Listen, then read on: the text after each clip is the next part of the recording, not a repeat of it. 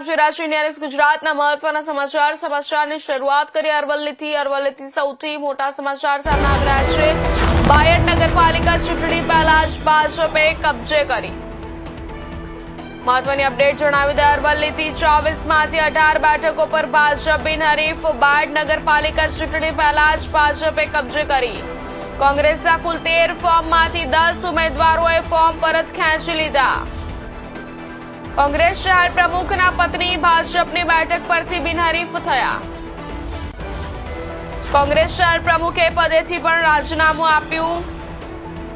Form ખેંચવાના અંતિમ દિવસે ભાજપે સત્તા હાંસલ કરી લીધી। કુલ 6 વોર્ડમાંથી 2 વોર્ડના 6 ઉમેદવાર વચ્ચે હવે ચૂંટણી। મહત્વના સમાચાર જણાવી દઈએ। અરવલ્લીથી સૌથી મોટા સમાચાર સામે આવી રહ્યા છે। બાયડ નગરપાલિકા ચૂંટણી પહેલા જ ભાજપે કબજે કરી। 24માંથી 18 બેઠકો પર ભાજપ બિનહરીફ। કોંગ્રેસના કુલ 13 ફોર્મમાંથી 10 ઉમેદવારોએ ફોર્મ પરત ખેંચી લીધા। મહત્વની અપડેટ જણાવી દે। કોંગ્રેસ શહેર પ્રમુખના પત્ની ભાજપની બેઠક પરથી બિનહરીફ થયા છે। કોંગ્રેસ શહેર પ્રમુખે પદેથી પણ રાજીનામું આપ્યું। ફોર્મ ખેંચવાના અંતિમ દિવસે ભાજપે સત્તા હાંસલ કરી દીધી।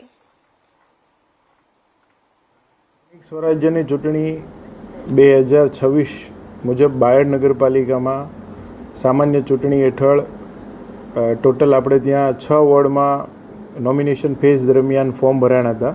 ટોટલ 59 ફોર્મ રજૂ થયેલા, જે પૈકી 21 ફોર્મ અમાન્ય ઠરેલા હતા અને 38 ફોર્મ માન્ય જાહેર કરેલા હતા। જે પૈકી 10 ઉમેદવારી ફોર્મ છે એ આજે પરત ખેંચવામાં આવ્યા છે અને 28 કેન્ડિડેટ બચેલા હતા।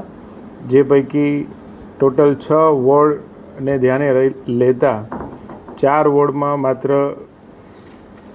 4 ઉમેદવાર જ બાકી રહેલા છે।